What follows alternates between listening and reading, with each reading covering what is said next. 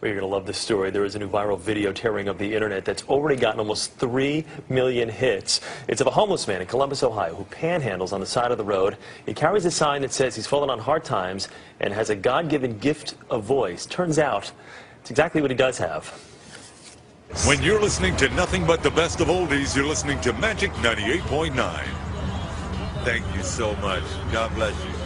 Thank you. And we'll be back with more right after these words. And that man's name is Ted Williams, and he joins us exclusively here on the early show this morning. Ted, good morning. How are you? I'm fine, thank you, and good morning to you too, sir. I just want to hear you talk. Ted, just read something, would you? It's, first of all, congratulations. And let me just ask you right off the bat, what's it like to go from being homeless and on the side of the road with a sign in your hand to now overnight you are this sensation and people can't get enough of you right now?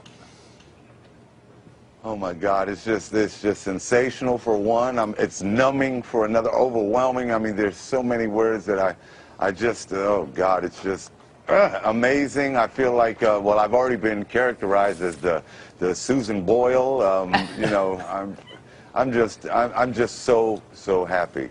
And watch the CBS Evening News with Katie Curtin. No, I'm just teasing right now. Or Ted, nice. You could remind people to watch the early show with Erica Hill and Chris Raggi. Give it a shot. Go ahead. I would love to be able to watch the early morning show on CBS with Erica and Chris, or Chris and Erica. Weekday morning. We've got right both here options. On CBS. Wonderful. Ted, have people started to, because I imagine you said it's sort of surreal, and I'm sure it's still sinking in, though. Have people started to come out of the woodwork? Anyone coming out and saying, oh, Ted, I remember you. I knew you had that voice way back when.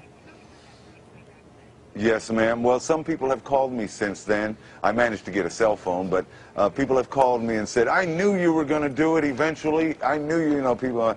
My mom is just really, I'm going to be going to New York hopefully this afternoon, and please, I apologize if I'm getting a little emotional. I haven't seen my mom in a great deal of time since then, but she doesn't believe it. She's 92 and she lives in Brooklyn, and I was born and raised in Brooklyn in the Bedford-Stuyvesant area, right in around Bergen and Buffalo, Atlantic Avenue, Flatbush, and you know that area.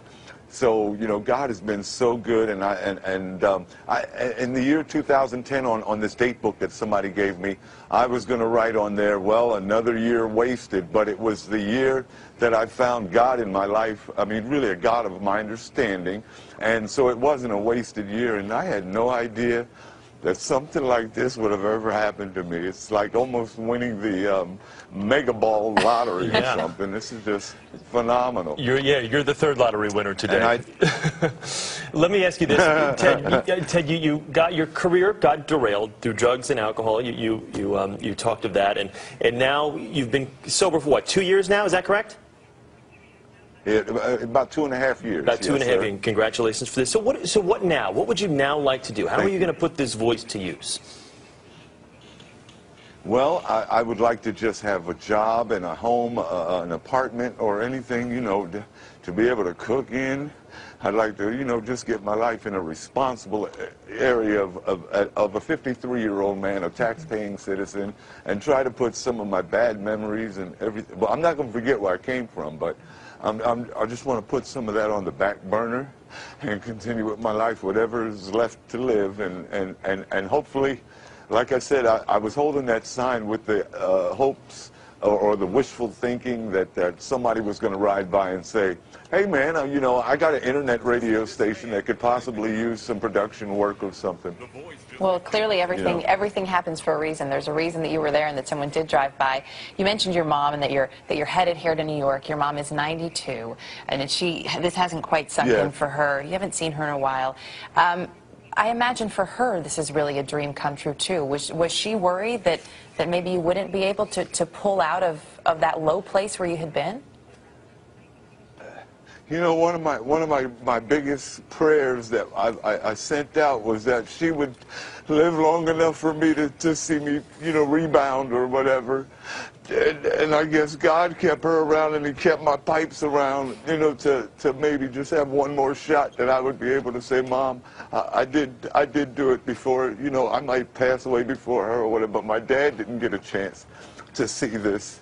But God is good, and the only difference between now and the time that I did have some kind of a heyday or a successful life is that now I'm more appreciative of life. I'm not taking it for granted, and I am thanking the Lord every day. Even if this didn't happen, I was still on that road. I thanked Him and had a, my hour with God. I called it my hour with God. Sometimes I would make $25 in an hour. Sometimes I'd make 25 cents in an hour, but at least I would talk to God. I'd get mad at some motorists who would pass by and say, oh, look at that guy who's going to... Little did they know. I would have my little mumbles. Little did they know. Well, Ted, what?